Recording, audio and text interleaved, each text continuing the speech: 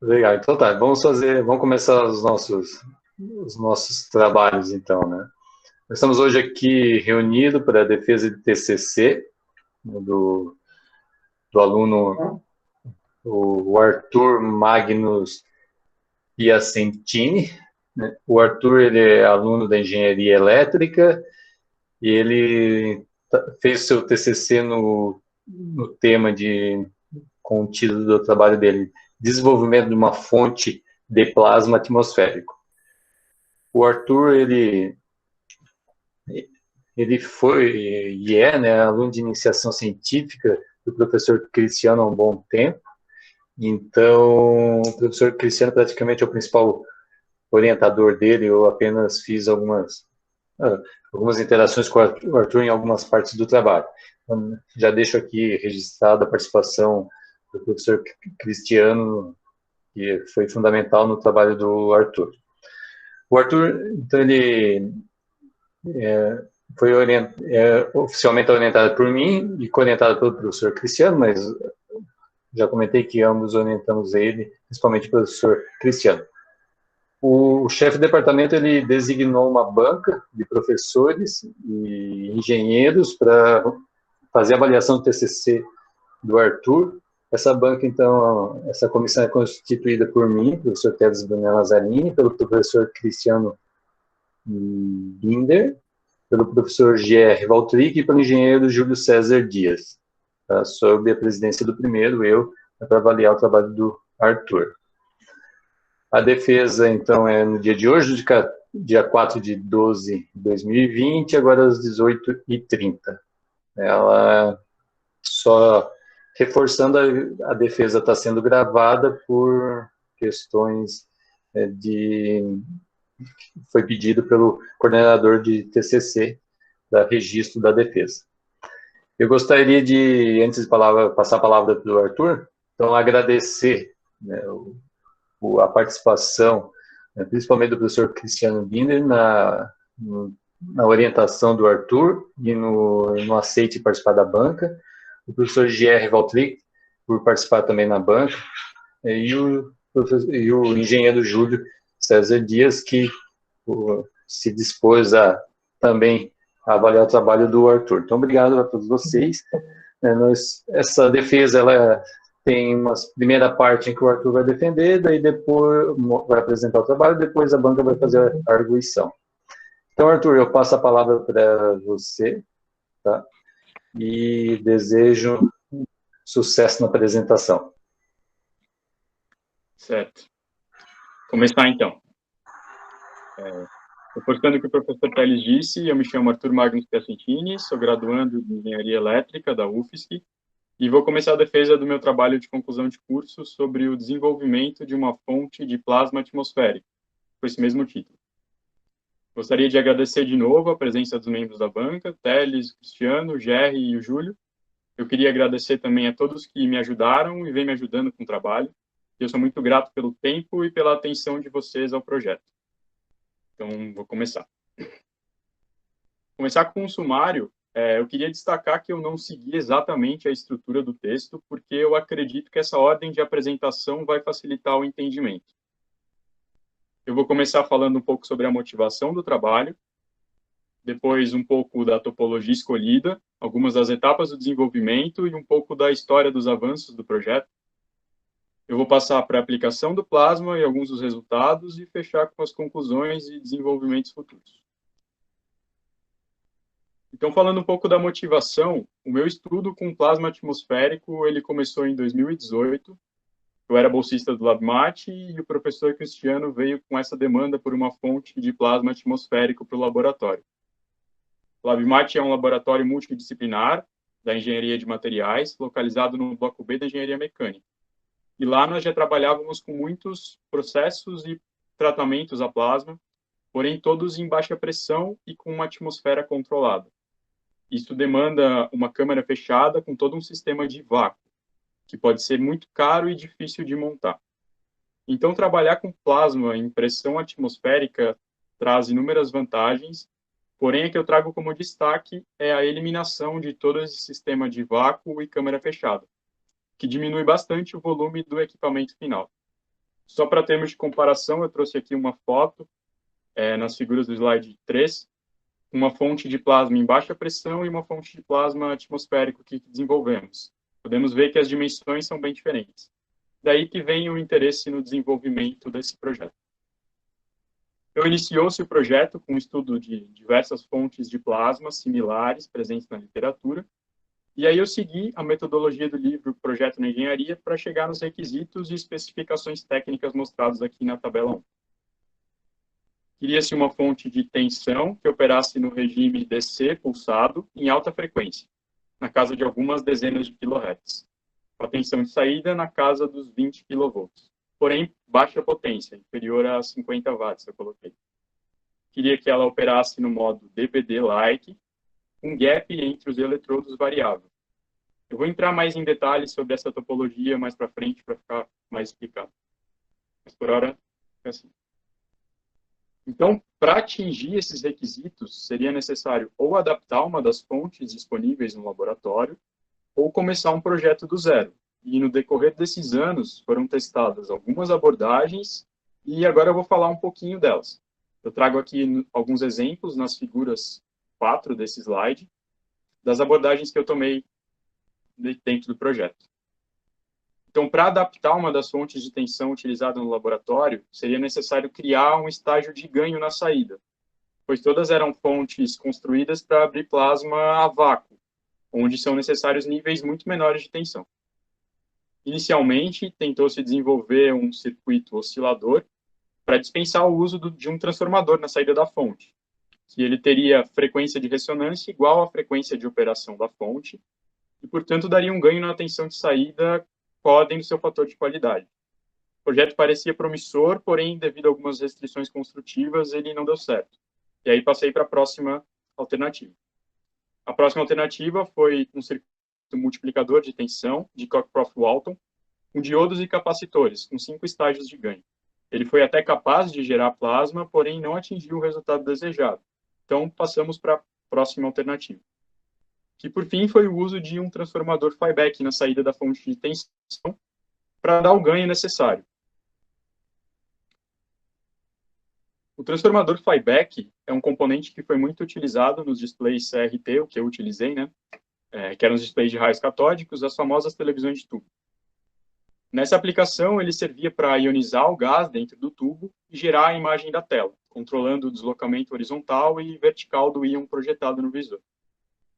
A topologia que eu escolhi tem como base o transformador flyback e, com isso, várias vantagens, dentre as quais eu destaco o preço, a modularidade e as dimensões do componente.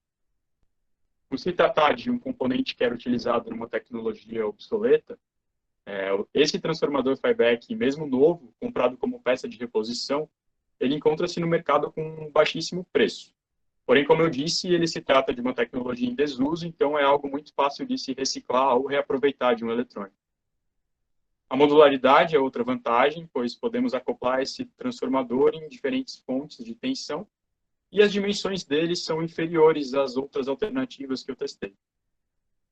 Tendo em vista que o componente opera em alta tensão, todas as conexões extras feitas ao componente, e até o componente em si, exige algumas medidas de isolação adicionais. Então, como pode ser visto aqui nas figuras 10 e 11, eu tentei abordagens com óleo e com resina, mas os melhores resultados foram obtidos submergindo o componente em óleo mineral e utilizando cabos de alta tensão para o seu secundário. Peguei cabo de 50 kV.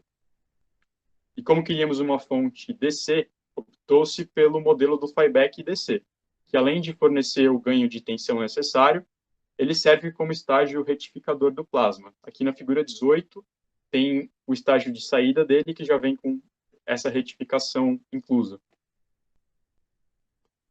Bom, então já temos um estágio de ganho e agora precisamos de uma fonte de tensão. Para a fonte de tensão, iniciou-se utilizando uma fonte de plasma DC disponível no laboratório, porém, como eu falei, essa ideia da modularidade tornou possível testar inúmeras alternativas. Citando alguns exemplos aqui, eu testei desde um oscilador simples, com um transistor e um integrado 555, testei a própria rede regulada com varivolt, E testei inúmeros reatores de lâmpada elétricos e eletrônicos, dos mais variados tipos, que foram a fonte escolhida para o projeto. O reator de lâmpada ele tem a vantagem de ser pequeno, ter grande disponibilidade no mercado e baixíssimo custo, porque assim como o transformador é uma tecnologia em desuso, fácil de reaproveitar. Foram utilizados reatores não compactos, aqueles que têm o circuito separado do bulbo, como aqui na figura 19 desse slide, e com a topologia meia ponte e auto-oscilante, que quer dizer que os interruptores do circuito são comandados pela sua própria oscilação. A forma de onda que era entregue à carga, ela condiz com o que era desejado nas especificações técnicas e depende de parâmetros do circuito, como os capacitores e indutores de saída que ditam a oscilação. No modelo que eu escolhi para o protótipo, ela tem cerca de 140 volts de pico, cerca de 40 kHz e está limitada a 0,3 ampere pelos modelos de 32 watts do reator. E isso talvez seja o mais importante do reator, o fato dele ter a corrente de saída regulada. Aqui na figura 2, tem uma curva do regime de descarga DC para ilustrar isso.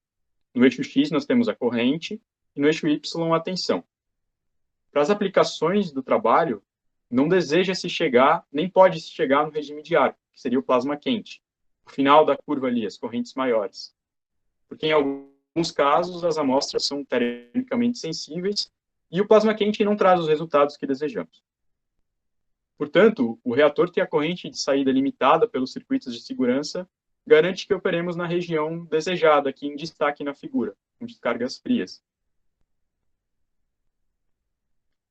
Então, a topologia escolhida foi o reator com um transformador. E para o acionamento do reator foi feita a sua conexão na rede em série com 2 interruptores. Um interruptor geral simples e uma botoeira de pressão, que pode interromper o funcionamento do circuito com clique. Aqui eu trago uma imagem de como ficou o esquema na figura 20. E o uso do segundo interruptor ele é para aproveitar a tensão de ignição da lâmpada, que pode chegar até 700 volts. Portanto, caso o plasma não fique estável de começo, é possível forçar repetidas partidas na lâmpada até que ele abra e fique estável. Foi colocado um fusível adicional por segurança e juntando tudo, como dá para ver na figura 8 aqui, unindo o circuito do reator com o modelo do transformador flyback, temos uma fonte de plasma. Agora passando para as aplicações do plasma. Bom, como eu falei, gostaríamos de ter uma fonte o mais versátil possível. Por isso, essa topologia DBD-like. DBD-like quer dizer que ela pode operar tanto no regime de descargas com barreira dielétrica, que seria DBD, quanto no regime sem dielétrico, que seria SD. A fonte ela foi empregada nesses 2 tipos de descarga, o sem dielétrico, na figura 8A, e o com barreira dielétrica, na figura 8B. E eu vou falar um pouquinho de cada um. Primeiramente, para as descargas sem dielétrico, foram feitos jatos de plasma, que também são chamados de descargas SD com fluxo gasoso.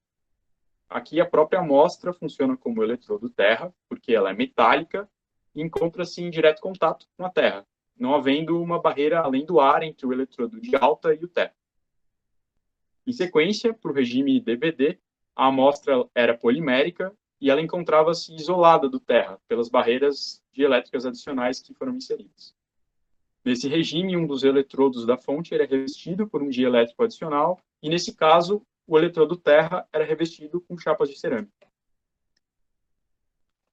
Passando para a aplicação do plasma, nos tratamentos a jato de plasma, foi um trabalho em parceria com um mestrando da engenharia mecânica, com o intuito de melhorar a troca térmica em superfícies metálicas. Para isso, buscava-se a alteração da molhabilidade do corpo de prova, criando regiões hidrofílicas e regiões hidrofóbicas na mesma superfície, otimizando assim a condensação de água e, por consequência, a troca térmica. Aplicou-se plasma de diferentes gases que obtiveram diferentes resultados. E para aplicar esse jato de plasma, foi desenvolvido um sistema de controle de fluxo com válvula, que era acoplado a diferentes garrafas de gás, que é mostrado aqui nas figuras 9 do slide A. Na saída dessa válvula tinha uma mangueira, e na ponta da mangueira era acoplado um fio, que funcionava como eletrodo de alta tensão, aqui na figura 9B. Então, o gás do elemento químico desejado que saía era ionizado pelo eletrodo de alta tensão na extremidade da mangueira, como pode ser visto aqui na figura 9C, e o plasma era aplicado à superfície. Nós testamos diferentes gases que puderam alterar a molhabilidade da superfície como desejado, podendo até gerar certos padrões. As análises dos resultados foram feitas com um goniômetro, que é um equipamento que deposita uma gota de água na superfície e tira uma foto do seu perfil. Então, com o auxílio de software, é possível medir o ângulo de contato da superfície com a extremidade da gota, sendo essa uma das figuras de mérito utilizadas para estimar a molhabilidade. Na figura 41, temos um exemplo dessas fotos, onde aqui a figura da esquerda mostra uma superfície hidrofílica, onde a água se espalha melhor, os ângulos são agudos da superfície até a extremidade da gota. E na figura 41, na esquerda, temos uma superfície hidrofóbica, onde a gota fica num formato esférico. Temos um ângulo obtuso da superfície até a extremidade da gota. Na figura 38, tem um exemplo dos padrões gerados na superfície com os tratamentos de diferentes plasmas, de diferentes gases. Eu não vou entrar a fundo nos resultados, mas eles estão descritos no trabalho escrito e tomou-se o resultado como um sucesso, comprovando o funcionamento da fonte. Já para as descargas DBD, o objetivo era aumentar a absorção proteica em membranas de filtragem. Foi um estudo em parceria com uma mestranda da Engenharia Química do LabCem. Para esses tratamentos com barreira dielétrica, foram necessárias algumas adaptações, tanto no formato do eletrodo, quanto na potência da fonte.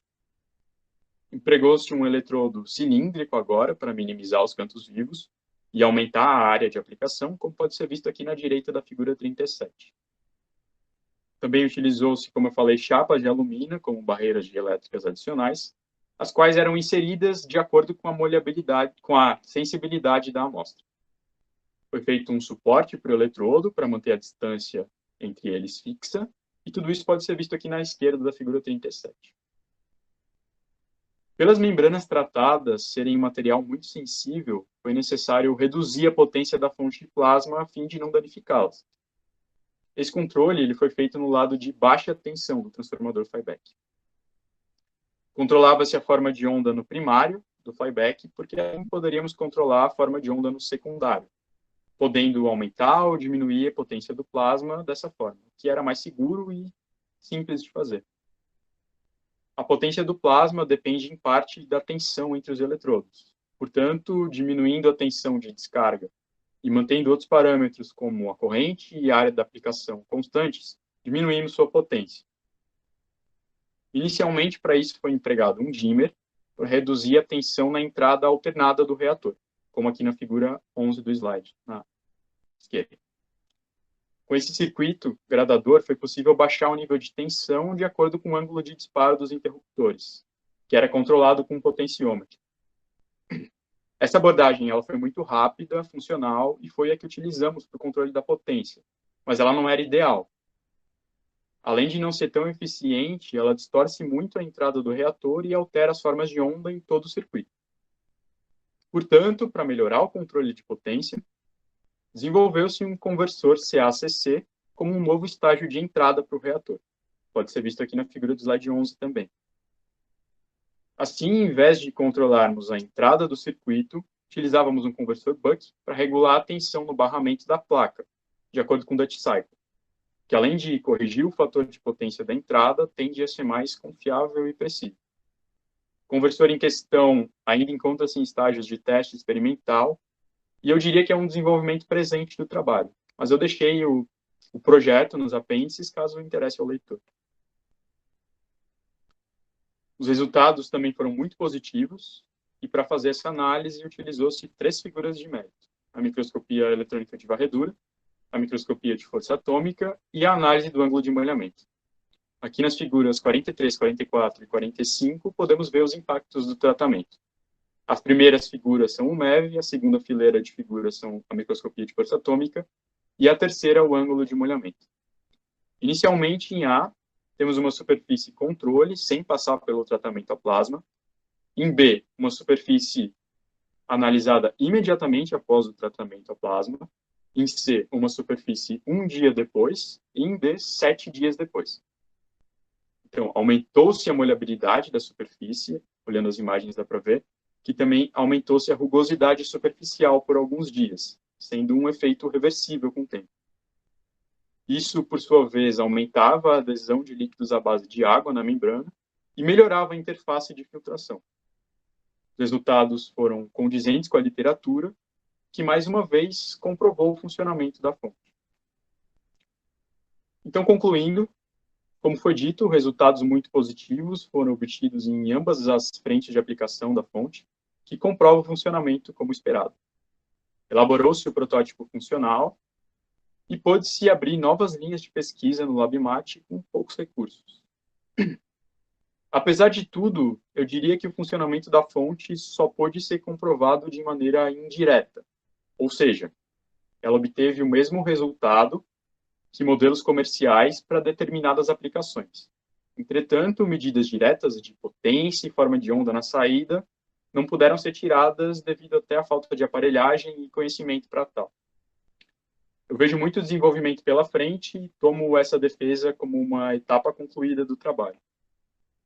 Por isso, eu tomo como desenvolvimentos futuros os seguintes itens: um sistema de medição e exibição da tensão de saída para sanar essa falta de variáveis elétricas do processo, a implementação do controle de potência de entrada com um conversor estático e o desenvolvimento de um projeto base de reator acoplado já ao estágio de entrada, como aqui nas figuras 34 e 35 do slide.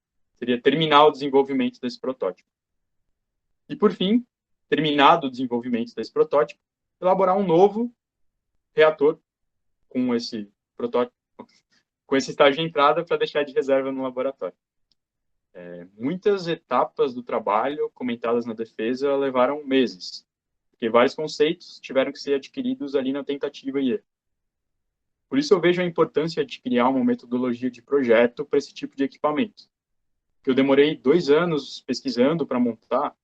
O auxílio desse trabalho teria demorado 2 semanas. A minha intenção com esse TCC, então, é que, ao pegar o material, qualquer pesquisador com o mínimo de conhecimento na área seja capaz de desenvolver a sua própria fonte de plasma atmosférico simples e funcional para o seu laboratório. Então, quanto mais se aprende acerca desse tema, mais se tem noção do quão vasto é o conhecimento e do quão pouco a gente sabe. Por isso que eu ainda vejo que muito pode ser melhorado e muito pode ser aprendido nesse campo. Isso me motiva a seguir com o trabalho e realmente implementar esses desenvolvimentos futuros. Eu agradeço pela atenção de todos, encerro aqui a minha defesa e volto a palavra para a banca para as perguntas e comentários adicionais. Muito obrigado. Era isso. Obrigado, Arthur, pela defesa dentro do